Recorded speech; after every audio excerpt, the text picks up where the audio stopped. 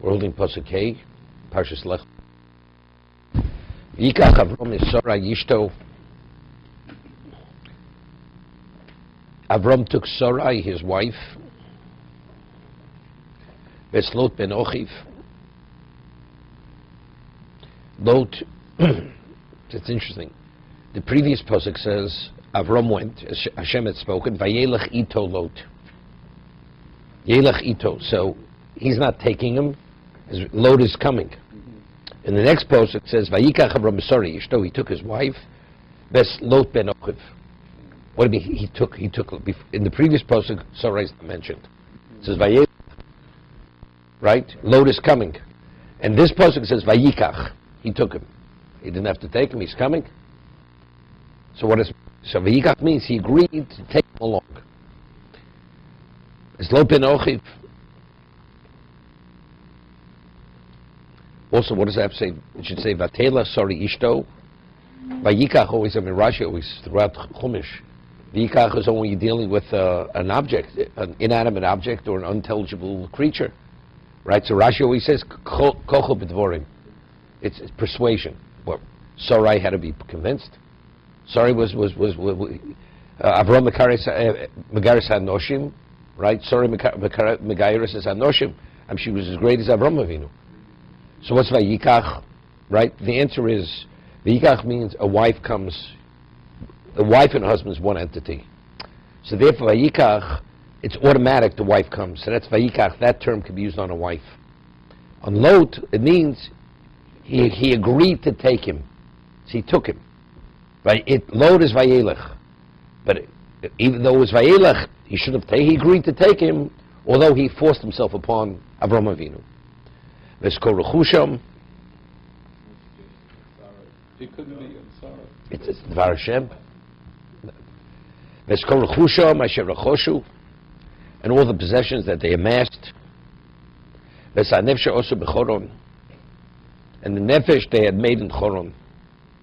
V'etzu Lech Lecha, they went in the direction of the land of Canaan, and they arrived in Canaan. So Rashi over here, asher also b'choron. Shechnisum tachs kamtei Ashchina. There's a famous Orach Chaim HaKodesh over here. Now, and he speaks about this, a person is not permitted to waste seed. The Gemara says in Nida that one of the reasons why the Dor Mabul came about, the Mabul came was because they wasted seed. Because all the potential lives that could have been born were wasted. So, the question is, a woman is beyond menopause. She's not able to conceive. Why is that considered wasting seed? Right? How's he permitted? If there's a chance a woman can conceive is one thing, but if a woman can't conceive, how are you permitted? So Tosas answers that because it's a natural act, although the woman's not able to conceive, that's not considered wasting seed. But what's really behind it? So over here, the Orach Chaim HaKodesh explains that every time a person does an act of cohabitation, a neshama is brought into existence. Whether it goes into a body or not, it's irrelevant. So therefore he learns, Hanefsha also b'choron, although she was infertile and he was whatever, it does make a difference. They were nefoshos, they were neshamos that were brought into existence, although these neshamos did not go into bodies. They were not infused in bodies. Whatever it means, I'm just telling you what he says. The neshamos exist No, already. exactly. The Gemara says there's a location where the neshamos exist in the other words called guf. They're removed from that and they come to this world. Those neshamos.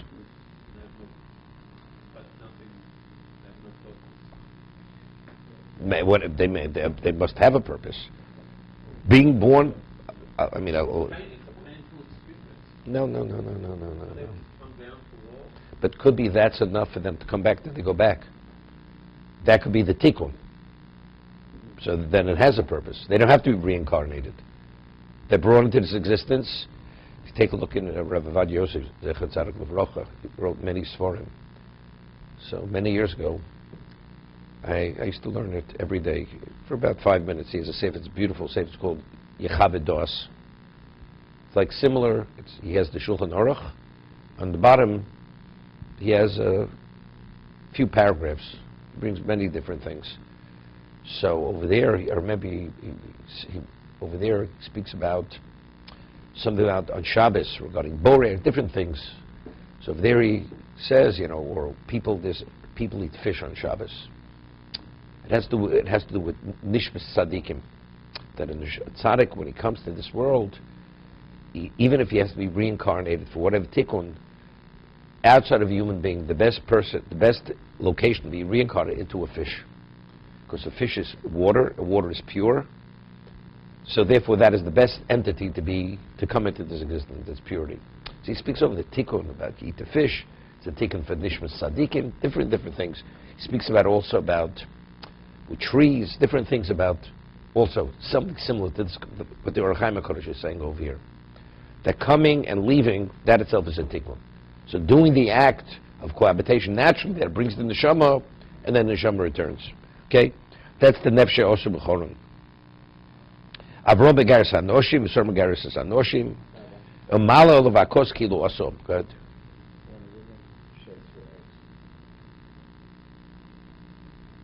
Okay. Nope. No. The egg here, that's potential. The egg could be fertilized. Right? Here it's something else. Here, until the person produces the semen comes out of the body, the semen doesn't exist. I mean, it's produced. Right? It comes out. The egg that's part of the woman. It just grows within the woman. She sheds it, and the new eggs. So in an act of, say, masturbation, That is wasting a seed. so there's also a showing, but that's not because it's not in the act. It's not the act. It's not the act. That's who is in the context of Right. That's when it brings the neshama to existence. So these, like that interpretation, the nefesh is part of corporeal. Right, exactly. Upshut shel mikra avod mishvochos. Nefesh osum b'choron is referring to the avod mishvochos. Shekonu, the slaves, male and female slaves. Osas kol hakovad hazev yisol osachayu loshen kone v'konis. Acquisition, amassing. Good. You want to say something? I was thinking, could it be on that Sarah had to be persuaded to take what? She's really a Sarah. Only Abraham didn't see it. Could she have perceived that what was actually a negative? Avram also saw it as a negative. But he agreed to take. So what's Vayikach Avram is Sorai Ishto? It seems to be it's going on Sorai. Right. And in addition, Lot. So Abraham had to convince Sarah to take Lot. Maybe she didn't want to take it. You say Latab, but This is like, this and beyond. Of course he had slaves. Do you think this is pre-Lincoln? this is a communist over. What was? Okay, the Torah speaks about a slave, no? No. Acquisition of a slave, Eved Kanani. Okay. Vayavor Avram Ba'oretz ad Makom Shechem. He passed through the land until he came to Shechem, the location of Shechem, Areilun Moreh. Va'Kanani Yos Ba'oretz. The Kanani then was in the land. Rashi, Vayavor Avram Nichnas L'tocho. Ad Makom Shechem L'spala B'nei Yaakov Shivo Lilochim Shechem. It's interesting. Later, he says, Hashem promises of everything under the sun. And he says, my administrator of my whole estate is going to be my heir. I have no child. I mean, here he's being mispalel on Bnei Yaakov, they're going to be in Shechem. So he already foresees he has descendants. So what's he worried about? It hasn't yet happened. Because in the stars, in the zodiac, it says, Avram ein lo ben. Therefore what? But you see clearly, through your prophetic vision, you're praying for them. You're praying for Bnei Yaakov, so what's the problem? He was mispalel. What was he?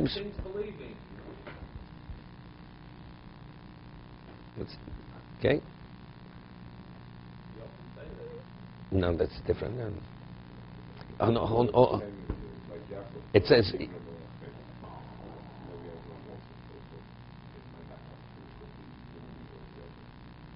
That's something.